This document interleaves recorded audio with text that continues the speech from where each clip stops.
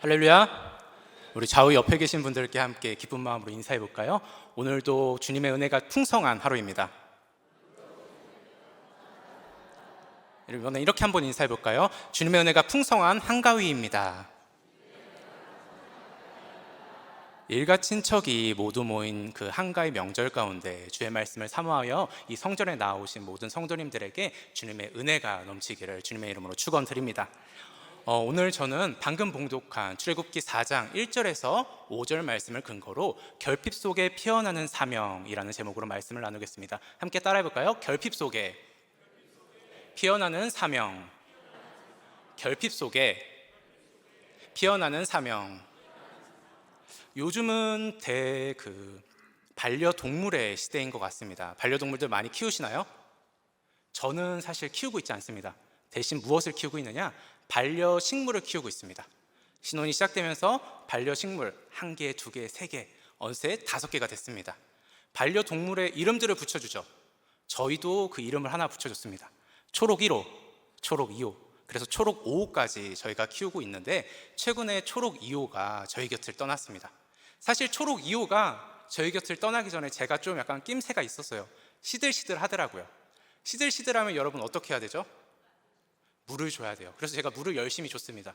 또 식물이니까 또 어떻게 해야 되죠? 광합성을 잘하라고 햇볕 잘 드는 데 뒀습니다. 또 제가 큰맘 먹고 영양제도 듬뿍 줬습니다. 근데 제가 실수를 했더라고요. 너무 좋은 환경에서 그 식물을 키우면 안 됐었는데 너무 좋은 환경을 마련해 주다 보니까 그 식물이 물을 너무 많이 먹어서 빨리 저희 곁을 떠나버리고 말았습니다. 어쩌면 하나님을 바라보는 것, 하나님의 사명을 이루는 것도 우리의 좋은 환경이, 우리의 좋은 상황이, 나의 건강의 좋음이 하나님의 사명을 이루고 하나님을 온전히 바라보게 하는 좋은 조건이 될 수 있을 것이다 라고 생각하기 쉽지만 어쩌면 보면 이러한 완벽한 상황과 환경들이 우리가 하나님을 바라보는 데 좀먹는 환경이 될 수도 있습니다. 오늘 본문을 보면 80세의 모세를 하나님이 부르십니다. 어쩌면 그는 40세의 모세에 비해서 건강이 약해져 있습니다. 상황도 많이 안 좋습니다. 그리고 조건들도 많이 안 좋습니다. 그러나 그러한 모세를 하나님께서는 부르시고 그를 사용하십니다. 그의 결핍 속에 하나님의 꿈이 어떻게 일어나고 하나님의 사명을 어떻게 이뤄가시는지 오늘 말씀을 통해서 한번 깨닫는 귀한 시간이 되길 주님의 이름으로 축원드립니다. 첫 번째로 세상이 나를 몰라주더라도입니다. 오늘 본문의 모세의 연약함을 우리는 다시 한 번 더 확인할 수 있게 됩니다. 하나님의 임재를 경험한 모세입니다. 하나님의 불타는 그 떨기나무를 경험한 모세임에도 불구하고 여전히 그는 하나님을 신뢰할 수 없고 하나님께 확신을 가질 수 없었던 것 같습니다. 출애굽기 3장 2절과 11절에서 13절 말씀입니다. 야훼의 사자가 떨기나무 가운데로부터 나오는 불꽃 안에서 그에게 나타나시니라. 그가 보니 떨기나무에 불이 붙었으나 그 떨기나무가 사라지지 아니하는지라. 모세가 하나님께 아뢰되 내가 누구에게 바로에게로 가며 이스라엘 자손을 애굽에서 인도하여 내리이까. 하나님이 이르시되 내가 반드시 너와 함께 있으리라. 내가 그 백성을 애굽에서 인도하여 낸 후에 너희가 이 산에서 하나님을 섬기리니 이것이 내가 너를 보낸 증거니라. 모세가 하나님께 아뢰되 내가 이스라엘 자손에게 가서 이르기를 너희의 조상의 하나님이 나를 너희에게 보내셨다 하면 그들이 내게 묻기를 그의 이름이 무엇이냐 하리니 내가 무엇이라고 그들에게 말하니이까. 모세는 하나님께 그 이름을 여쭙니다. 그러자 하나님께서 뭐라고 대답하셨죠? 나는 스스로 있는 자다. 아브라함과 이삭과 야곱의 하나님인 내가 너를 지명하여 불렀고 너를 이스라엘의 지도자로 택하여 불렀으니 너가 그들에게 가라 라고 하나님이 모세에게 말씀하십니다. 그러자 모세가 그 하나님의 말씀을 신뢰하지 못하고 다시 한 번 더 묻습니다. 그들이 나를 믿지 아니하면 내가 무엇이라고 얘기합니까? 모세는 이스라엘의 백성의 문제를 지적하고 있는 것입니다. 그런데 하나님께서는 이미 3장 18절에서 그들이 내 말을 들으리니 라고 이미 그 이스라엘 백성들이 모세의 말을 잘 들을 것이라고 말했지만 모세는 하나님의 말씀에 온전히 신뢰하기보다 그가 먼저 경험했었던 이스라엘의 그 배반과 이스라엘이 백성들이 자신을 배반했었던 기억과 그 경험들을 이야기하면서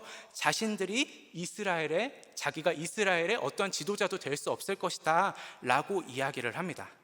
모세의 이런 이야기를 보며 저희는 안도감과 약간의 불편함을 느끼긴 합니다.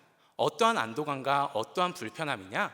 바로 하나님이 그렇게 명확하게 모세에게 말씀해 주셨는데 왜 모세가 그렇게 하나님의 말씀에 즉각적으로 충성하지 않느냐라는 그러한 불편함과 동시에 모세도, 하나님이 택하신 그 모세도, 이스라엘의 지도자로 세운 그 모세도 하나님의 말씀에 즉각적으로 순종하지 못했던 그 모습과 나의 연약함의 모습을 오버랩해 보면서 모세도 저렇게 연약하니 나도 그렇게 연약할 수 있다라는 그런 안도감을 가질 수 있다라는 것입니다. 보름달 때문에 울부짖는 늑대 인간이 되는 사람이 있습니다. 그리고 또 보름달 덕분에 아름다운 시를 작곡하는 시인이 되는 사람도 있죠. 고난 때문에 페인이 다닌 사람도 있고 고난 덕분에 하나님을 바라보는 이들도 있습니다. 약점 때문에 열등감에 빠지는 사람도 있고 약점 덕분에 하나님을 더욱더 의지하는 사람들도 있습니다. 모세와 같이 우리를 두렵게 하는 것이 무엇입니까? 아마 90%는 상황과 환경에 대한 두려움이 우리를 어렵게 할 것입니다. 내가 지금 받은 그 은혜 나의 삶의 자리로 이끌고 가서 그 자리에서 하나님께 받은 그 은혜를 흘려보내면 참 좋겠지만 받은 은혜와 나의 삶의 자리의 괴리 때문에 내가 그것을 온전히 흘려보내지 못한다는 그러한 연약함이 있을 것입니다. 환경에 대한 연약함, 내 능력에 대한 연약함, 그러한 사단의 음성이 우리를 넘어지게 하는 것입니다. 그러나 그러한 두려움들, 세상이 나를 몰라준다는, 환경이 나를 돕지 않는다라는 그러한 것들이 예수 믿는 자들에겐 걸림돌이 되지 않는다라는 것을 기억하시길 소망합니다. 나니아의 연대기라는 유명한 소설을 쓴 소설가가 있습니다. 그리고 또 기독교 변증가로 알려진 C.S. 루이스는 그리스도인의 고통의 관계에 대해서 이렇게 얘기했습니다. 어떤 사람들은 그들의 불안에 대해 죄책감을 느끼고 그것들을 믿음의 결합으로 여기지만 그것들은 죄가 아니라 고통이다. 모든 고난과 마찬가지로 우리가 그것들을 받아들일 수만 있다면 그것들은 그리스도의 열정에서 우리의 몫입니다. 우리는 영혼을 바라보는 자들인 줄 믿습니다. 이 땅이 아니라 저 천국의 삶을 바라보는 자들인 줄 믿습니다. 우리의 삶은 여전히 이 땅에 있을지라도 우리의 시선은 주님의 나라를 바라보고 주님을 의지하며 주님 앞에 섰을 때 잘했다 칭찬받는 그 모습을 바라보며 나아가는 자들인 줄 믿습니다. 그 사실을 기억한다면 신앙인의 고난의 이유와 고난으로 인한 고통의 상황들은 믿음의 결합이 아니라 여정이고 그리스도의 영광에 참여하는 것임을 믿으시길 바랍니다. 그러한 삶의 방향을 기억하며 나아가는 삶을 주님께서는 결코 포기하지 아니하시고 외면하지 아니하시고 의로운 오른손을 내밀어서 기가 막힐 수렁과 웅덩이에서 일으켜 세워주실 줄 믿습니다. 시편 40편 2절 말씀입니다. 나를 기가 막힐 웅덩이와 수렁에서 끌어올리시고 내 발을 반석 위에 두사 내 걸음을 견고하게 하셨도다. 다윗의 고백과 같은 고백이 우리의 고백이 될 줄 믿습니다.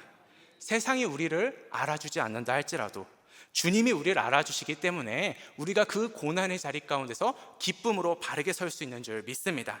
절망이 변하여 희망이 될 줄 믿습니다. 야곱에게 분이엘의 아침의 해가 떴었던 것처럼 우리의 삶에도 주님의 분이엘의 은혜의 해가 밝게 떠 있을 줄 믿습니다. 주님이 우리를 부르실 때 주님 제가 여기 있습니다. 주님이 부르신 그 자리 가운데 제가 나아가겠습니다 라고 고백할 줄 아는 일산수목 영상교회 성도님들이 되시기를 주님의 이름으로 축원드립니다. 두 번째로 내게 주신 것을 확인해라 입니다. 오늘 본문 2절을 함께 봉독해 보도록 하겠습니다. 야훼께서 그에게 이르시되 내 손에 있는 것이 무엇이냐? 그가 이르되 지팡이니이다. 하나님께서 모세에게 물으십니다.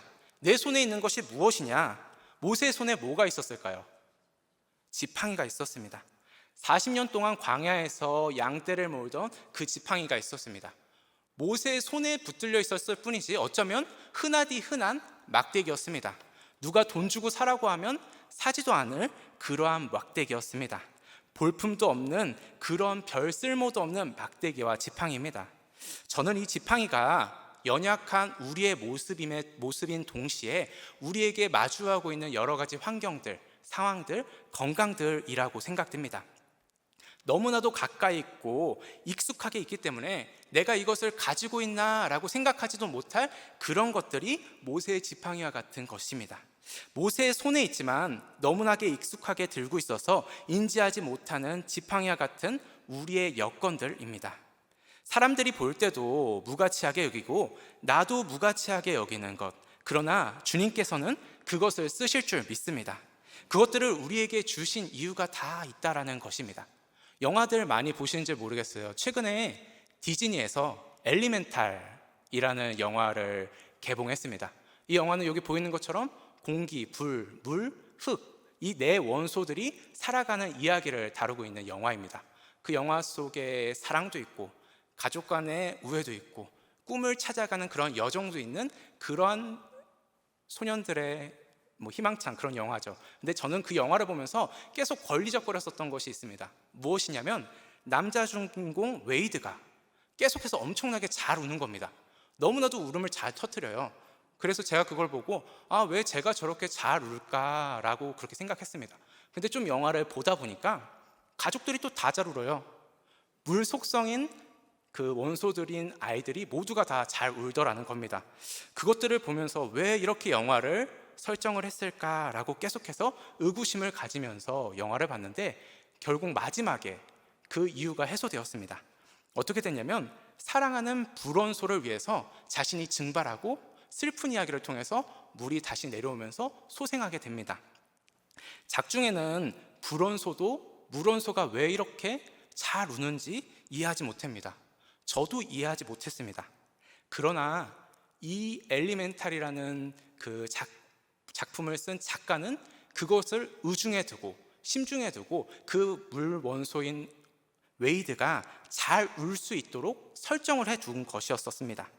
하나님께서는 우리의 삶에 무의미한 시간들을 허락하지 아니하신 줄 믿습니다. 내가 겪고 있는 이 시간들, 관계들 속에서 주님께서 예비하신 것들이 있다라는 것을 믿음의 눈으로 바라보시길 소망합니다.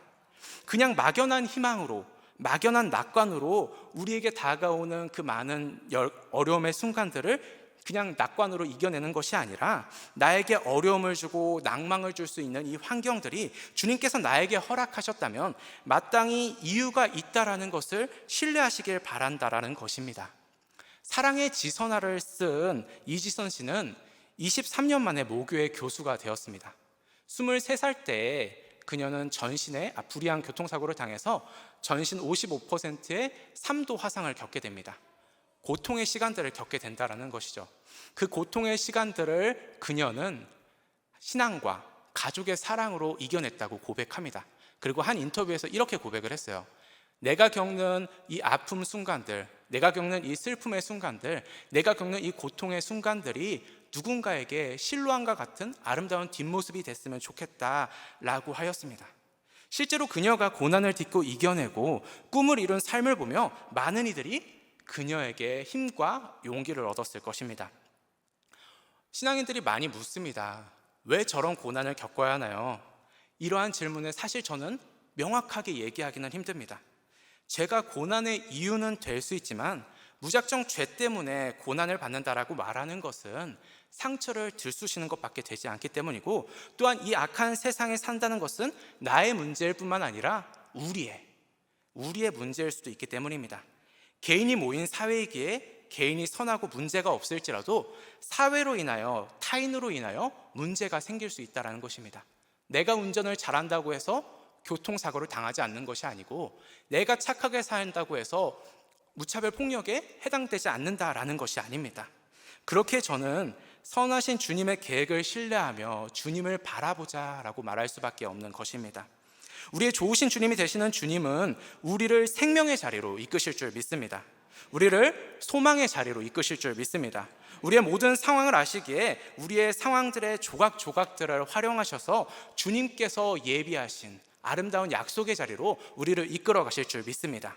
우리는 하나님이 보시기에 매우 존귀한 자들인 줄 믿습니다. 예수님께서 예루살렘에 입성하기 전에 보잘것없는 나귀를 택하시고 그 나귀를 타고 입성하셨던 것처럼, 포도주 틀 밑에서 밀타작을 하던 기드온이었지만 하나님께서 큰 용사라고 부르시며 사용하셨던 것처럼, 모세에게 보잘것없는 그 지팡이를 던지라고 말씀하시며 그 지팡이를 사용하셨던 것처럼 하나님은 우리의 모든 것을 귀하게 사용하실 줄 믿습니다. 또한 하나님께서 우리에게 마른 막대기와 같은 것들도 주시지 않았을 것 같다라고 이야기하시는 분들이 있다면 기억하시길 바랍니다. 하나님께서는 가장 귀한 예수 그리스도의 이름을 우리에게 주신 것입니다.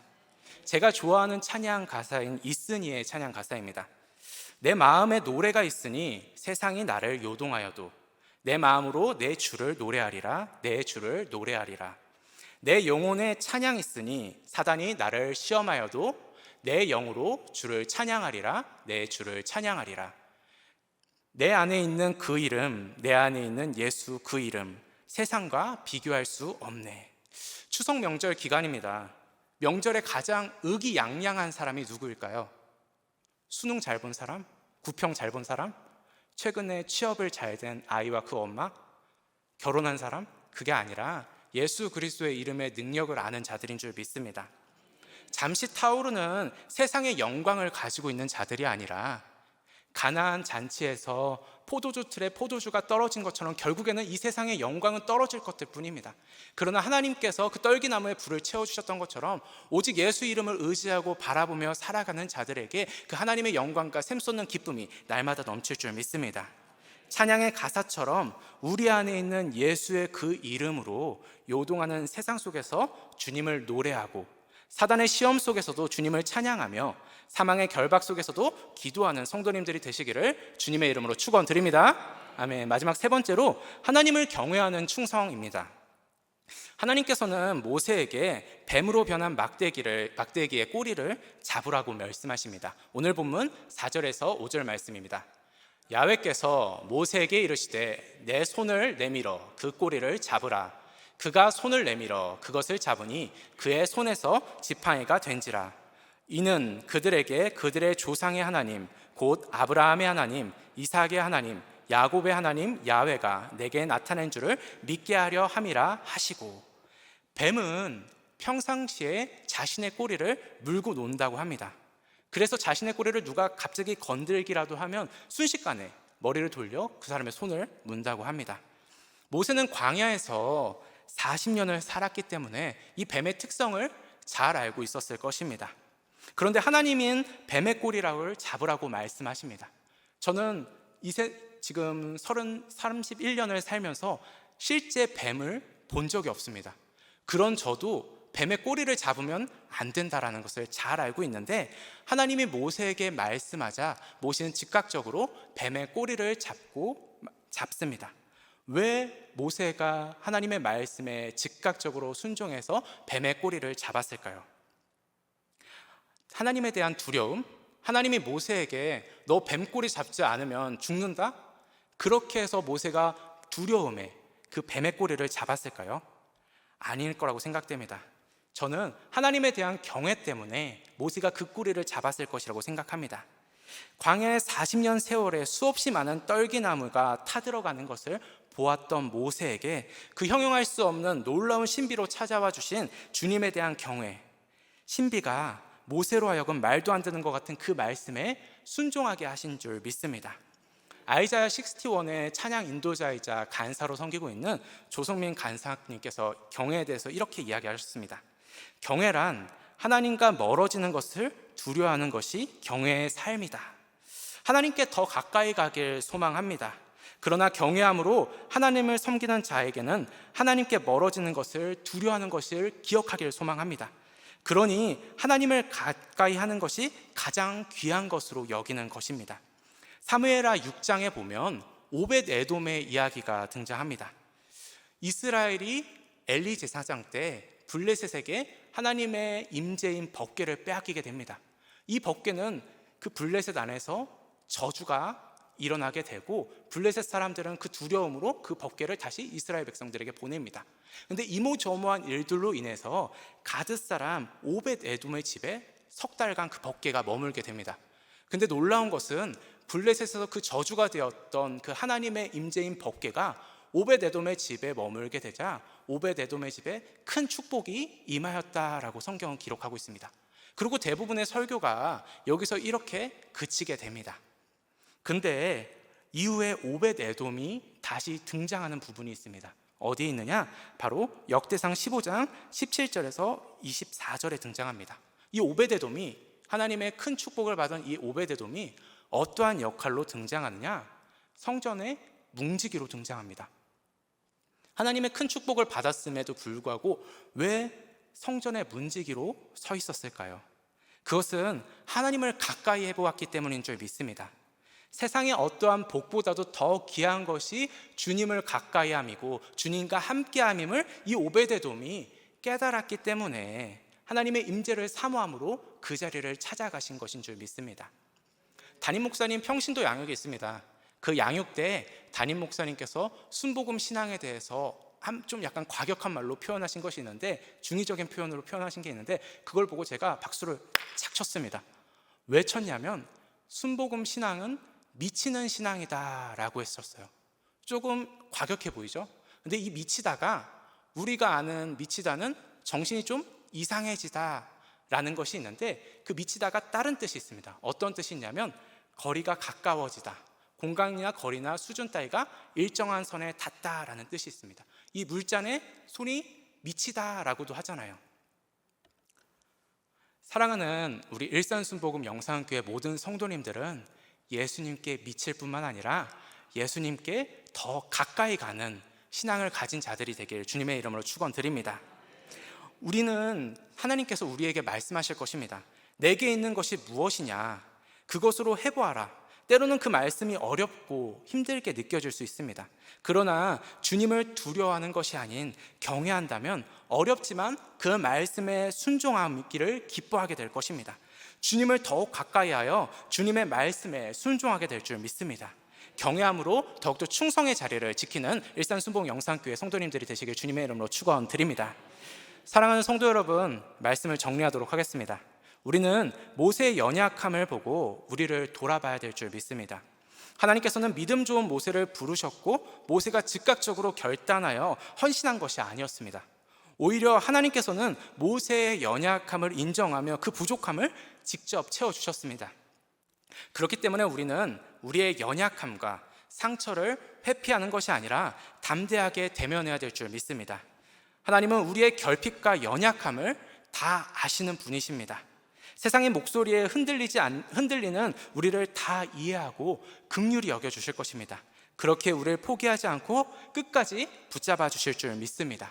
우리는 그렇다면 무엇을 붙잡아야 되느냐? 바로 주님의 선하심, 나를 포기하지 않는 그 주님의 선하심과 신실하심을 끝까지 붙잡아야 되는 줄 믿습니다. 선하신 주님을 바라봅시다. 그 주님의 선하심을 기대합시다. 그 선하신 주님의 능력을 바라보고 주님을 의지하며 나아가는 모든 성도님들의 삶의 자리를 주님께서 지키시고 아름답게 세워주실 줄 믿습니다.